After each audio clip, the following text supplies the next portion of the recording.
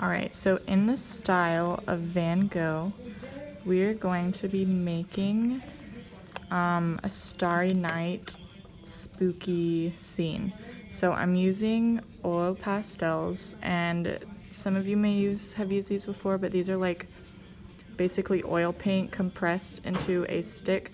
So they're kind of messy, but they're not super messy.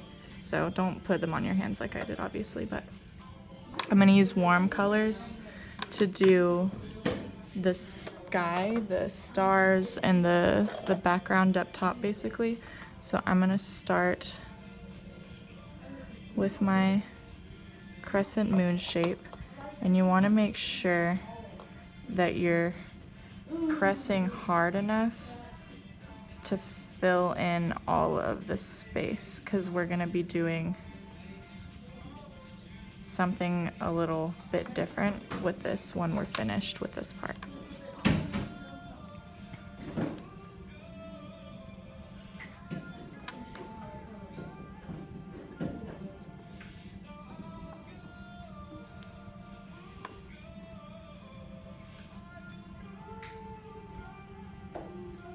And so if you remember when we talked about line, that some artists use line to create movement or emphasis, and that's something that Van Gogh was particularly known for, or is now particularly known for, because he actually wasn't very famous when he was alive. But he created a lot of movement with line.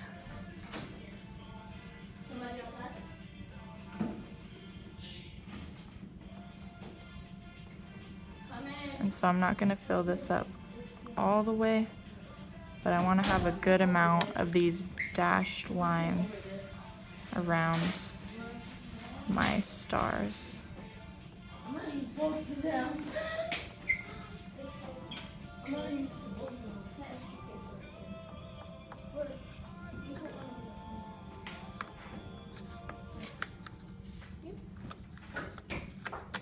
And then I'm going to use cool colors to do the bottom part. So it would be the blues, the greens, and the purples. So I want it to be like a hill.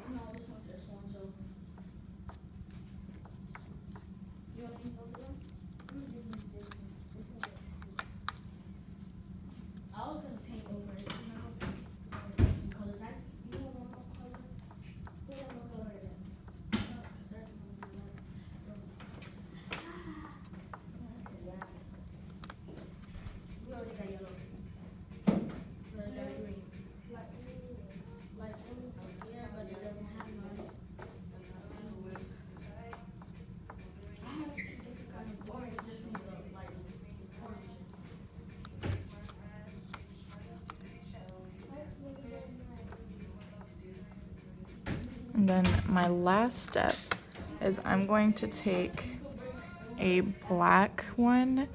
We may also be able to use markers to do this. I'll put them both out and we can see what works best. But for right now, I'm gonna use a black oil pastel, and I'm gonna create a spooky silhouette. So a silhouette is kind of like when you make hand puppets on the wall and you can only see the shadow of your hand. So I'm just gonna draw the outline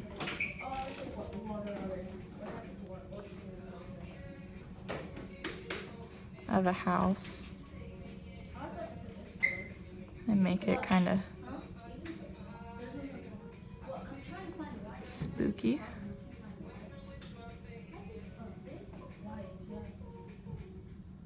And this one, like when we did the moon, if you're using a pastel, you want to make sure that it's colored in as much as possible.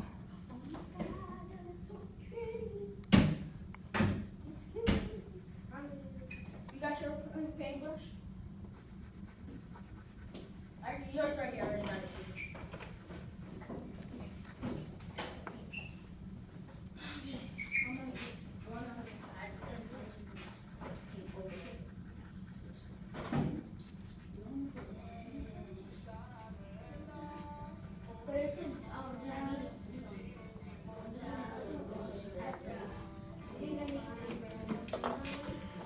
I'm gonna create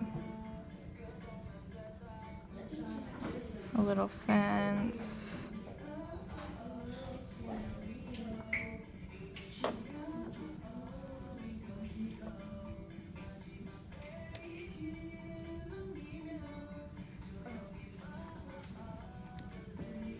I'm gonna do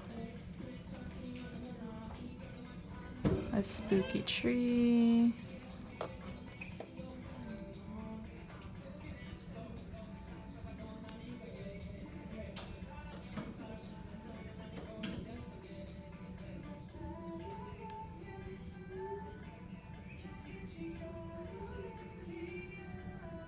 Little cat.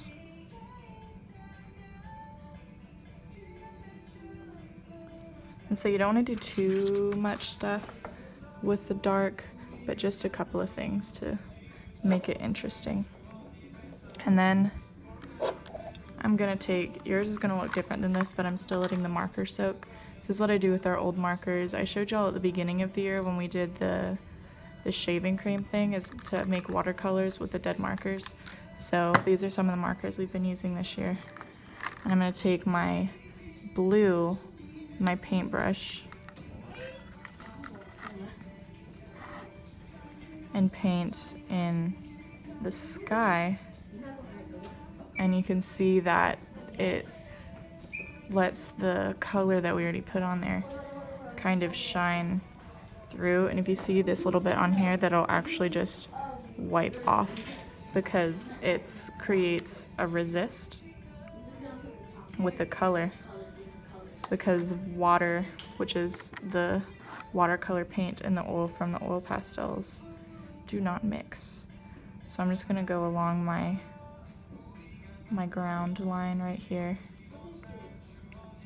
Make sure not to get your paper super soaked because it will rip and get all crinkly and icky, but do your best to cover what you can.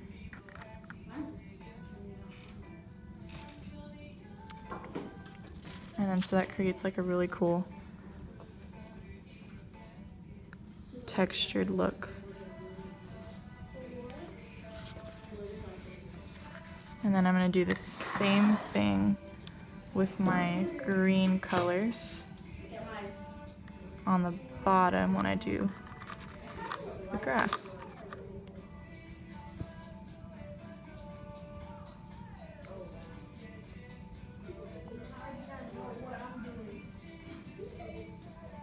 This will also work with crayons because crayons are wax, and so wax will create a resist like the same way that the pastels do.